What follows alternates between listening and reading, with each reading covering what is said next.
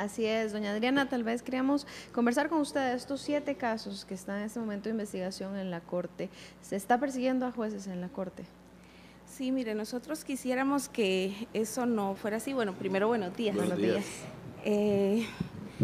Realmente la COJUD, la Asociación Costarricense de la Judicatura, que tiene una legitimación de 97% de todos los jueces del país que está agremiado, ha dicho desde hace mucho tiempo que muchos de los procesos disciplinarios que se han abierto en la inspección judicial en contra de los jueces no deben ser así. ¿Por qué? Porque se abren los procesos disciplinarios por el criterio emitido de los jueces en sus resoluciones. Esto tomó mucho más auge. Ustedes no sé si recuerdan en el 2011 el llamado caso de la avioneta en Pavas, que por un cambio de medida cautelar de un arresto de prisión preventiva a arresto domiciliario se hizo inclusive en el país toda una alzada de opiniones en contra de la resolución, y por este asunto se le abrió causa a la jueza por violación a la imagen del Poder Judicial. No hay nada más violatorio más bien para la independencia judicial de que a un juez se le persiga por emitir un criterio en sus resoluciones. Para eso, en un Estado de Derecho, existen dentro del mismo proceso todos los recursos, ya sea revocatoria, apelación, casación, para poder revisar si alguna de las partes no está conforme con la resolución emitida por el juez y que eso se vea en segunda instancia. Pero no podemos una persona o más bien un órgano que es un tercero ajeno al proceso venir y decirle al juez que resolvió mal o resolvió bien, porque el juez es el que tiene el conocimiento del caso.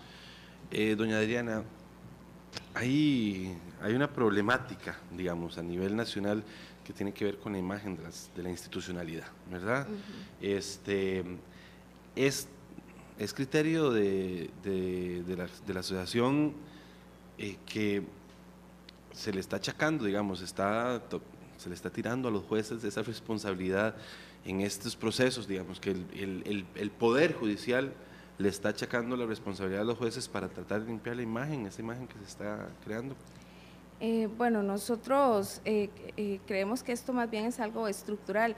Muchas veces se acusa a los jueces precisamente por aplicar la ley, pero lo que se critica es precisamente la operatividad de la ley.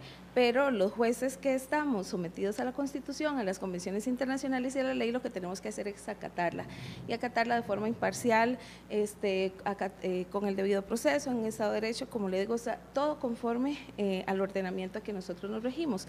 Sin embargo, cada vez, y vuelvo a manifestarlo, cada vez que una resolución no es mayoritariamente aceptada, se achacan otras situaciones subjetivas y no objetivas del proceso, sino subjetivas de consideraciones de lo que pudo haber sido la sentencia, y entonces ya se califica una resolución como una resolución no solo incorrecta, sino hasta corrupta, en algunos casos se ha dicho, y esto se hace sin conocimiento efectivo de lo que el juez resolvió dentro de un proceso. La mayoría de las resoluciones judiciales son contramayoritarias, y en el mejor de los casos tiene un 50% apenas de aprobación, porque son dos partes y el juez resuelve la pretensión de una de las dos partes en contra de la otra, a menos de que haya una composición en el proceso a través de una conciliación o algún otro medio. Pero cuando el juez interviene, lo que hace es revisar las dos posiciones, ya sea en un proceso penal de la Fiscalía y la Defensa, o en un proceso civil de alguna de las dos partes, o en cualquier otro tipo de proceso, pero el juez resuelve, como repito, conforme a la ley, conforme a derecho. Hay situaciones que en este momento nos están preocupando muchísimo. De esas situaciones es el caso del juez que resolvió a favor de la pareja del mismo sexo que casó a estas dos personas. Claro que sí, esa es una de las situaciones que en este momento nosotros estamos coadyuvando en la inspección judicial, también contra el tribunal que integró el caso del fallecido don Jairo Mora.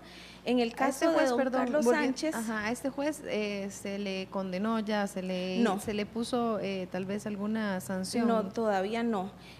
A él se le abrió causa de oficio por la resolución que emitió en el Juzgado de Familia del Segundo Circuito Judicial, en el que, aplicando principios de convencionalidad, que lo que hacen es garantizar la efectividad de los derechos humanos, en este caso el reconocimiento de parejas en unión de hecho del mismo sexo. Él hizo una resolución que no solo aplicó una ley que tenía una posibilidad por el rango etario de 18 años a 35 de reconocer ese derecho, sino que también introdujo normas de convenios internacionales a los que Costa Rica está obligado a acatar, y esa resolución fue la que emitió, no fue apelada, esa resolución quedó firme, y la firmeza de una resolución implica su ejecutividad. Pero antes de que esa resolución pudiera ejecutarse, se conoció en Corte Plena, como les manifiesto, de oficio, el que se le impusiera la sanción al juez.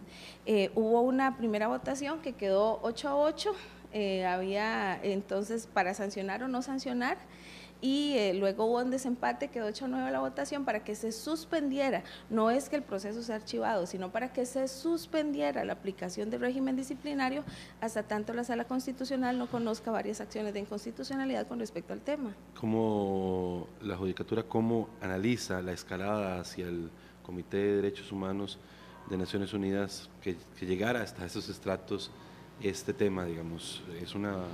Preocupante, por supuesto.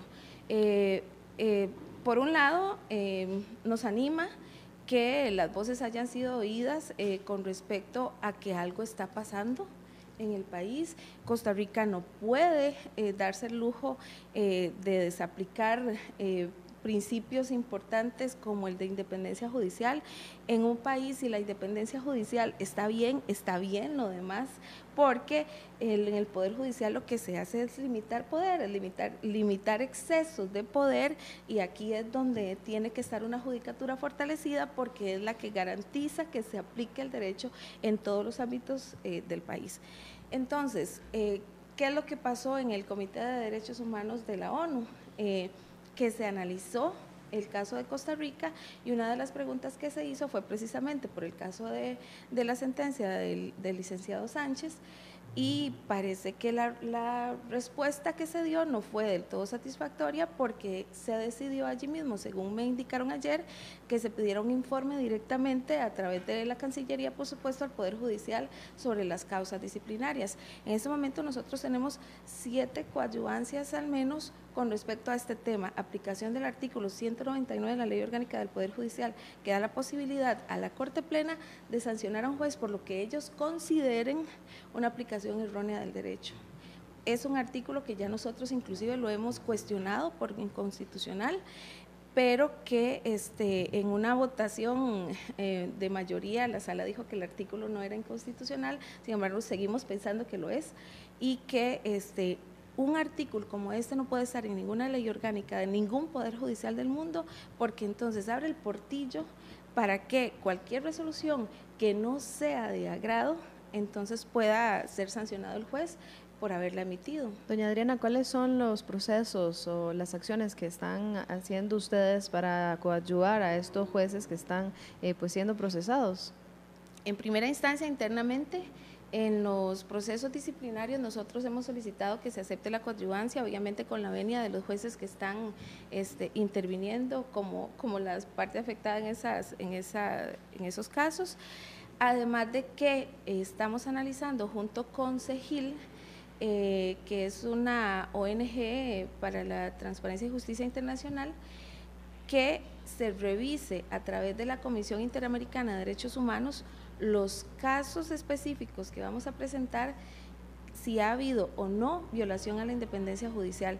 Y esto es tan importante en los porque 7 casos. Estamos presentándolo inicialmente con 2, porque tienen que ser casos que ya hayan sido conocidos y sancionados en el país. Pero hay otros, como le digo, que están en este momento en tránsito, por decirlo de alguna forma, que se están conociendo en la inspección judicial. ¿Y qué es tan importante? La independencia judicial no es un derecho del juez, es del ciudadano, porque el ciudadano tiene que contar con un juez libre de presiones para resolver la sentencia. Entonces, esto no es una garantía del juez, es una garantía de las personas que están siendo justiciables en el sistema en cualquiera de las materias que nosotros veamos. Muchísimas gracias, Muchísimas gracias, a doña Adriana Oroco. Con todo gusto. Gracias por la carrera también. Es un placer. Y es un tema bastante interesante, bastante interesante. Queda mucho que hablar, claro. Sí, y que, y que nosotros como ciudadanos entendamos, ¿verdad? Porque es un tema que además no es del cotidiano. Sí, no es un tema, y nosotros